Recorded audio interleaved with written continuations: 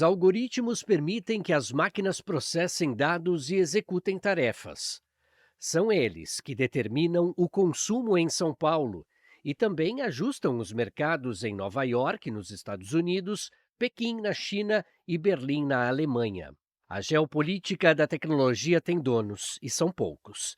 Entre eles, menor ainda é o número de mulheres na linha de frente da inteligência artificial.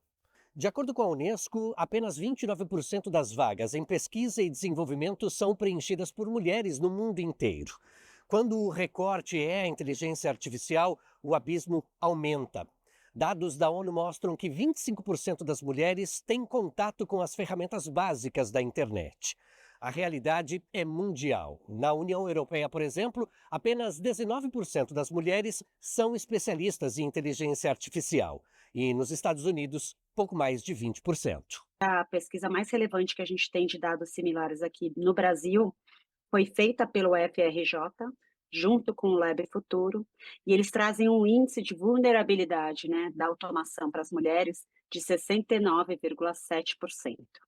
Né? Então, de alguma forma, a gente vê que a IA e a automação ela tende a impactar mais áreas onde a gente tem mais presença feminina, né? A área de administração, atendimento ao cliente, área de serviços, o que de alguma forma aumenta o risco de desemprego se a gente não tiver uma requalificação rápida. E o que a gente vê e que fica cada vez mais claro é que não tem nenhuma área que não vai precisar de recapacitação. Em São Paulo, a Cíntia é uma das mulheres que não querem ser apenas espectadoras da era digital. Aos 31 anos de idade, formada em engenharia civil e tecnologia em estradas, ela vê na tecnologia não uma ameaça, mas uma oportunidade de transformação social. Está sendo uma descoberta, até porque, a inteligência artificial ela vem avançando de uma forma muito rápida, então a gente acompanhar essa rapidez, né, das transformações, muitas vezes pode ser assustador, sim, porém, como eu sempre digo, é um processo de aprendizagem, como usar a tecnologia, a inteligência artificial ao nosso favor, né, no nosso dia a dia, no nosso trabalho, e eu, mesmo formada em engenharia, estou aprendendo todo dia a como trabalhar e usar a inteligência artificial como a minha parceira. A Cíntia e mais 189 mulheres fazem parte de uma geração preparada em metodologias que unem teoria e prática, inteligência socioemocional e empreendedorismo. O foco maior é ter mais mulheres no mercado e capacitadas, tanto que as nossas formadas, a gente já teve mais de 16 turmas das mulheres em techs, com foco em IA nós tivemos 4 turmas, e todas as que são formadas, elas conseguem emprego na área de tecnologia, tanto que somando todos os salários delas até o de 2024 dá 5 milhões de renda anual. Se o futuro digital parece traçado para excluir, vontade e coragem impulsionam um novo amanhã para todas. Eu digo para todas as mulheres que eu trabalho, né, que estejam sempre à frente, né, busquem novas informações, busquem estudar, busquem em melhorar, porque a gente tem sim capacidade, né, de ocupar lugares de liderança, né, e essa realidade, mesmo que sendo difícil, a gente pode sim chegar, né, e a gente sempre estar juntas nesse caminho. Inteligência é um substantivo feminino abstrato. Quem é inteligente tem uma qualidade, é um adjetivo. E quando se traz para o campo do artificial, a gente então traz uma palavra feminina e uma masculina. Vamos tentar entender um pouquinho, não somente da etimologia, talvez assim, mas daquilo que constrói também os seres por meio destas duas palavras, que transformam a vida na atualidade, no nosso sistema. E aí eu gosto de falar exatamente sobre isso, porque nós estamos num sistema. Aqui em frente está a Clarice Tavares, ela é cientista social, mestre em antropologia e também bacharel em direito. E olha só você que está aí acompanhando o nosso programa. Ela é diretora de pesquisa do Internet Web. Seja demais bem-vinda. Obrigada, é um prazer estar aqui. Prazer é nosso receber você aqui. E aí eu tentei brincar um pouquinho aqui com as palavras, Clarice, porque é interessante a gente observar, olharmos para trás e entender um pouquinho dessa questão atual que vivemos, dessa sinergia, talvez. E aí a gente buscar compreender que existem duas palavras, a inteligência e o artificial. Feminino e masculino caminham juntos? É muito interessante a forma como você apresenta essa questão, porque essa é uma discussão que pode parecer menor ou mais técnica, mais da linguística, mas isso também já vai dando pistas quando a gente pensa dos significados que essas tecnologias tomam no dia a dia. Quando a gente pensa, por exemplo, nas ferramentas de assistência pessoal, que são tecnologias pequenas tecnologias de inteligência artificial que a gente tem no celular, em casa, que muitas vezes reconhecem nossas vozes, eh, quase sempre elas são tecnologias que a gente chama no feminino. Então a gente fala a Siri, a Alexa, são são tecnologias que a gente vai tentando mandar. Só que quando a gente entra nessa nova era da inteligência artificial, né, muito ligada aí a esses textos generativos, imagens generativas, a gente começa a falar o ChatGPT, os essas tecnologias começam a assumir um outro caráter que acho que também vão simbolizando esses lugares do feminino e do masculino que tem na nossa cultura. Então é muito interessante começar esse debate a partir dessa perspectiva. E aí, tentarei ser mais ousado aqui, porque o feminino é o que traz a vida, é o que gera, o que dá a vida. E depois você veio com o masculino. E aí é interessante, porque as 2 coisas vão se complementando.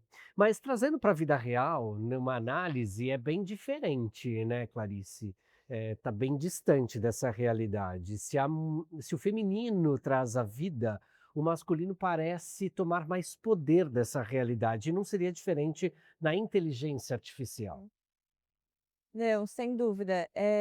Uma coisa que no Internet Lab a gente reforça muito, é como novas tecnologias não rompem novos sistemas e novas relações de poder.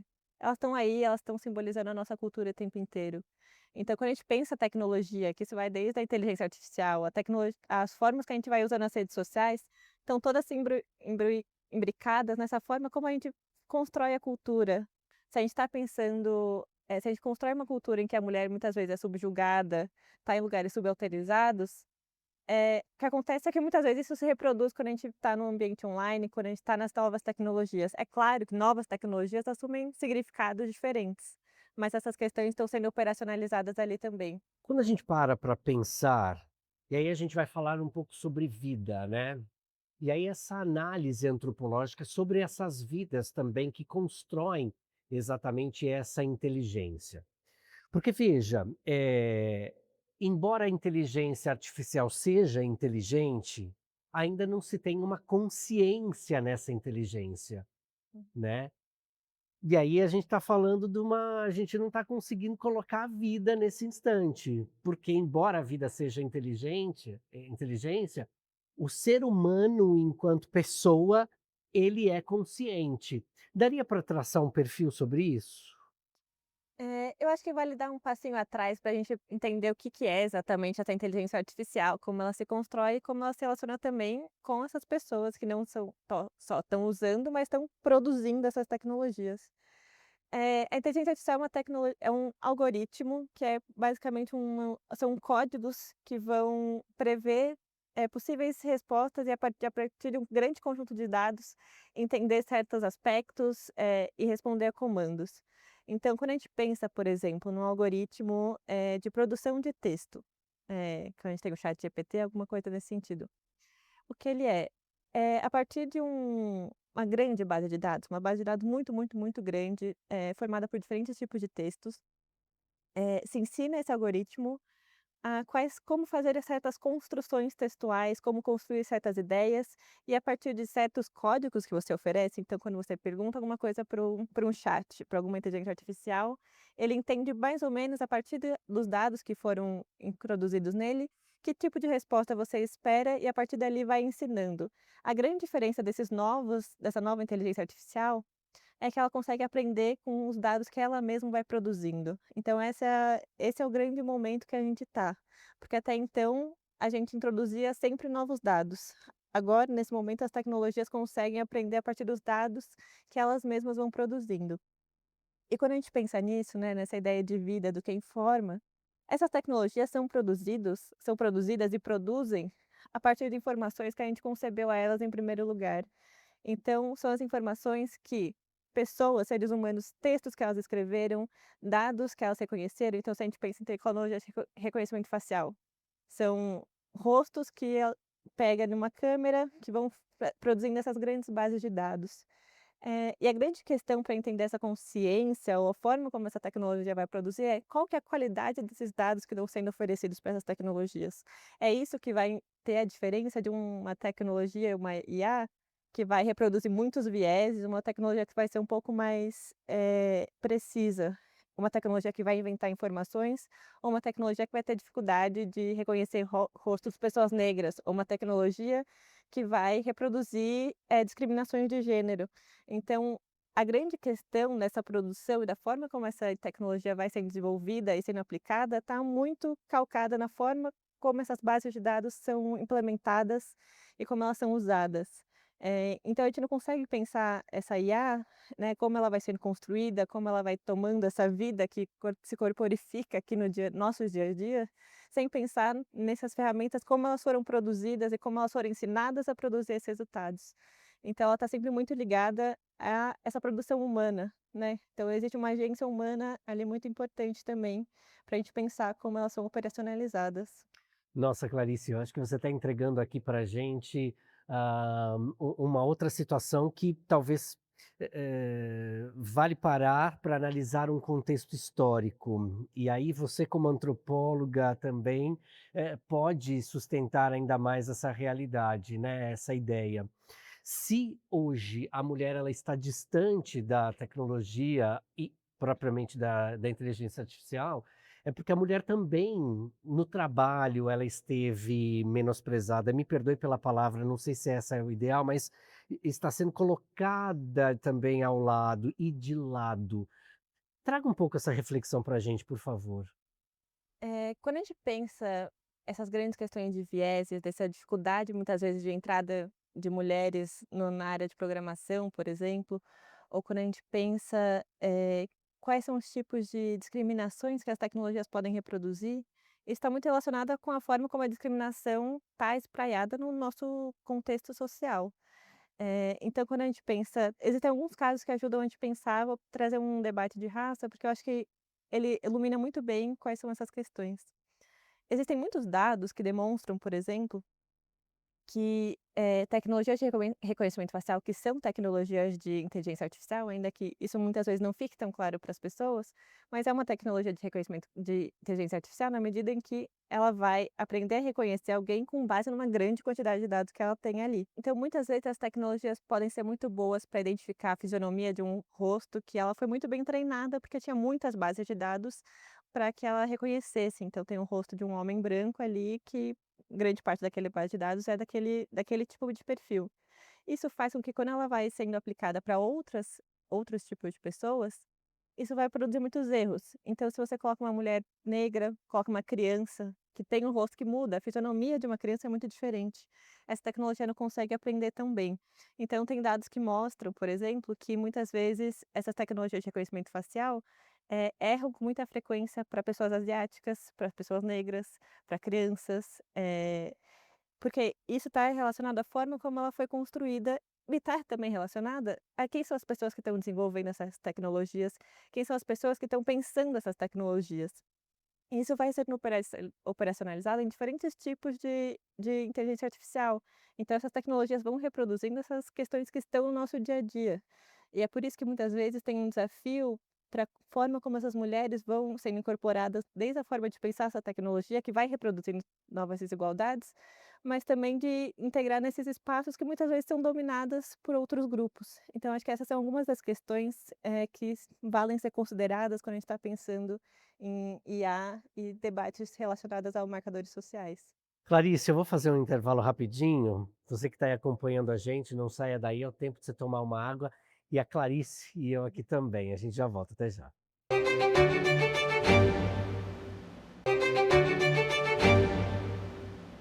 Estamos de volta com o Ponte Global, comentando sobre a inteligência artificial. Estamos aprendendo aqui com a Clarice Tavares um pouquinho a diagnosticar exatamente sobre essa realidade. Agora, Clarice, tentando trazer para essa nossa realidade, você falava sobre tantas coisas importantes no primeiro bloco, e aí eu gostaria de focar uma questão de criação, né? Também o faça-se, de repente a gente possa pensar, imaginar uma luz, e aí no encontro daquela energia, pá, explode. Uhum. A mulher, ela tem uma importância muito grande na criação de tantas coisas, e aí, como que a gente poderia contextualizar a mulher na criação de uma inteligência artificial no mercado de trabalho no estado de São Paulo?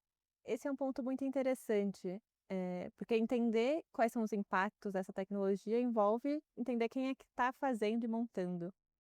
Em geral, as pessoas que trabalham nessa produção e desenvolvimento, de IA e outros tipos de tecnologia, são pessoas que têm alguma formação ali em ciência da computação.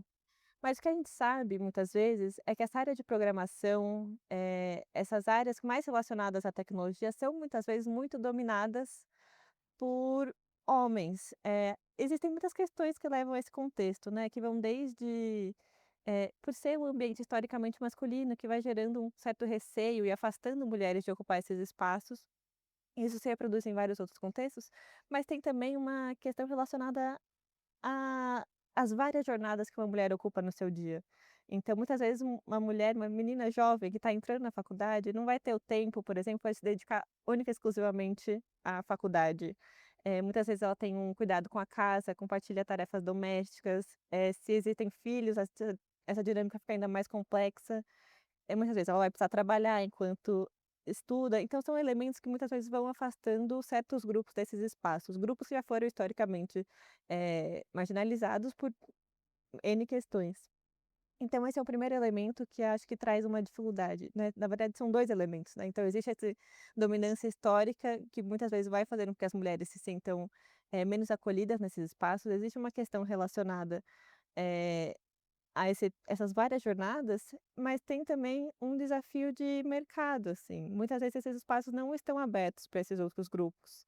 Existe um desafio de introdução de mercado, e acho que daí tem uma importância muito grande desses movimentos, muitas vezes articulados por organizações da sociedade civil, movimentos militantes, que começam a ensinar programação para muitas vezes meninas muito novas, para mulheres negras, com foco para fortalecer a presença desse grupo.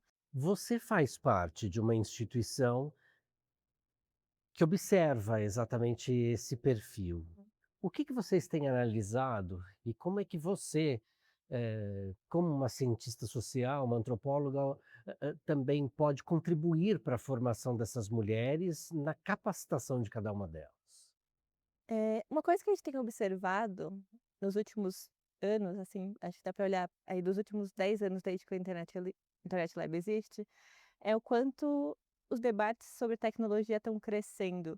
Se muitas vezes era muitas vezes uma coisa muito restrita, pequenos grupos super especializados, hoje em dia é um tema que está ali na boca do povo. E com isso vão aumentando essas iniciativas. Quando a gente conversa, por exemplo, com programadoras, o que elas apontam é que muitas vezes elas fizeram ali a primeira graduação há 15 anos e tinham poucas, elas eram às vezes as únicas mulheres ali do curso, e que isso vai mudando. Agora, quando elas estão no doutorado, quando estão nas fases mais avançadas, tem muito mais mulheres, então existe um esforço de uma mulher também ir puxando outras mulheres para essa esfera. Mas existe também um fortalecimento dessas instituições, né, que vão oferecendo esses cursos, muitas vezes gratuitos. E existe um espaço também ali de financiamento, porque muitas vezes você não precisa só de alguém para dar uma aula, você precisa dar uma ferramenta básica, que é um computador, para que essa mulher consiga estudar.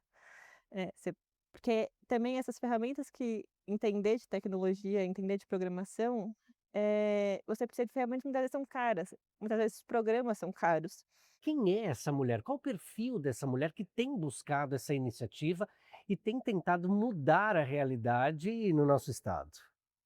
Eh, São muitas vezes mulheres muito jovens. Quando eu penso, por exemplo, vou te dar um exemplo de uma organização, de uma pessoa muito querida que chama Minas Programam.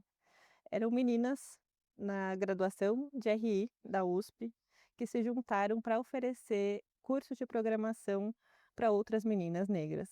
O requisito era que sejam, pessoas jovens, mulheres jovens, que tivessem algum interesse e não precisavam conhecer nada. Dava essas primeiras aulas já para meninas que estavam muito no começo.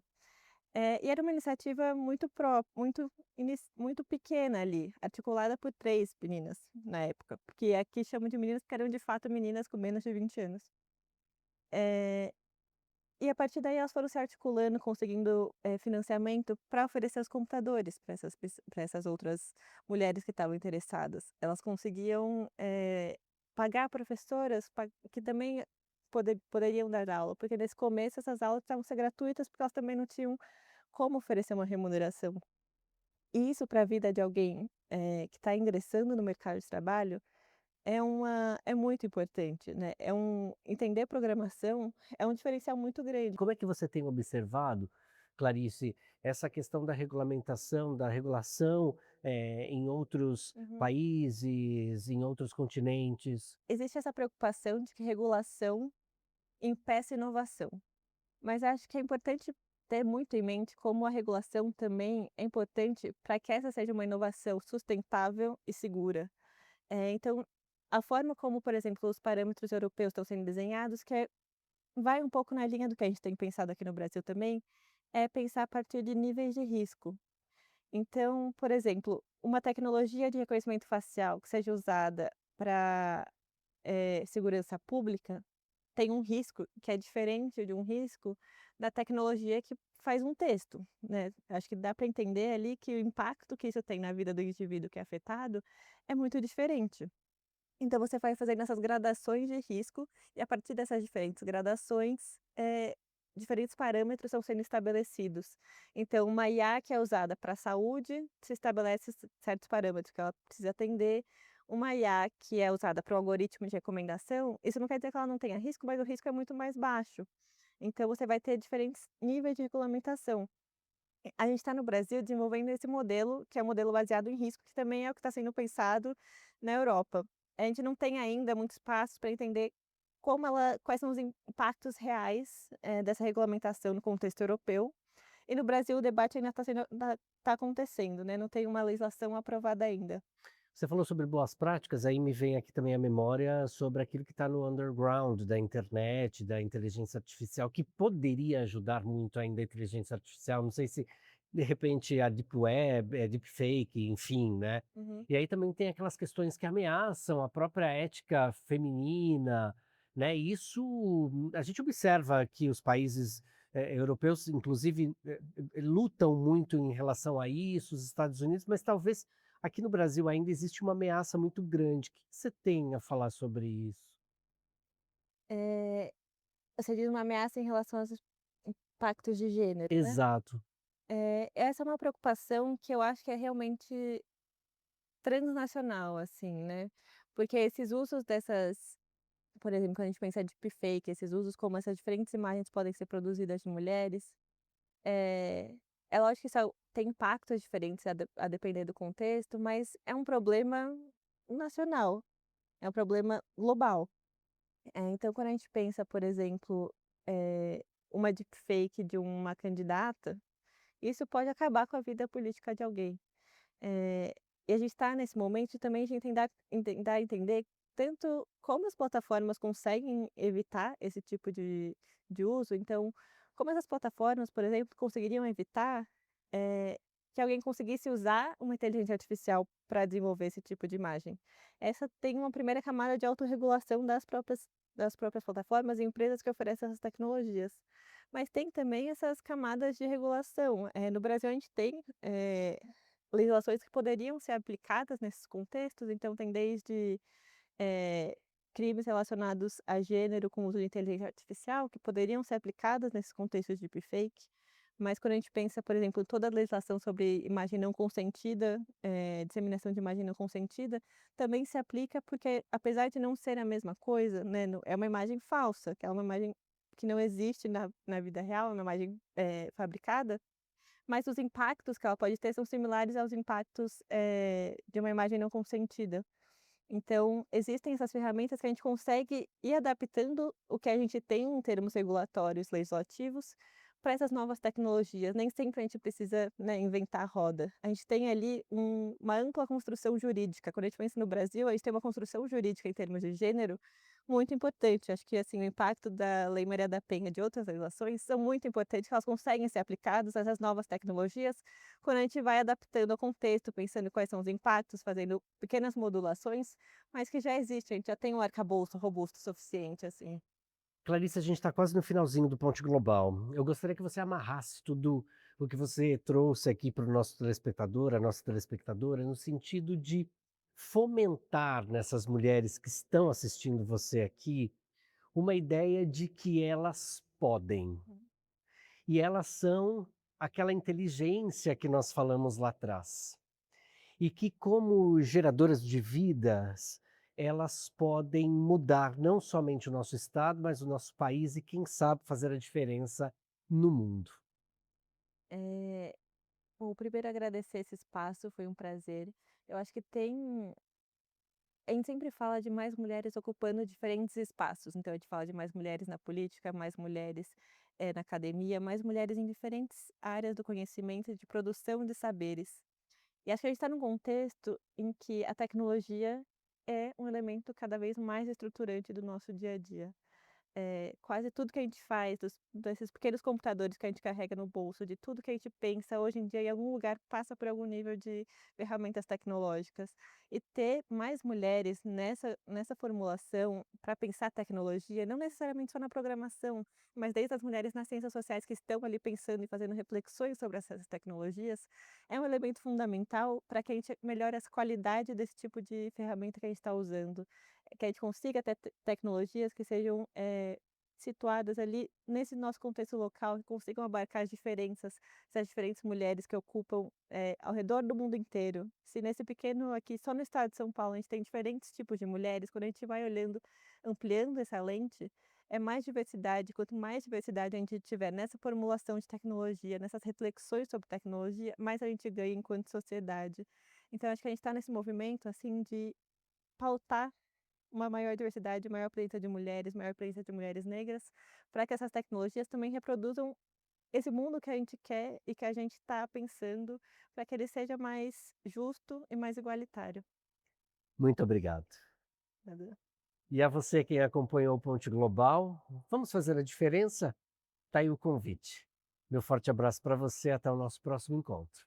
Tchau.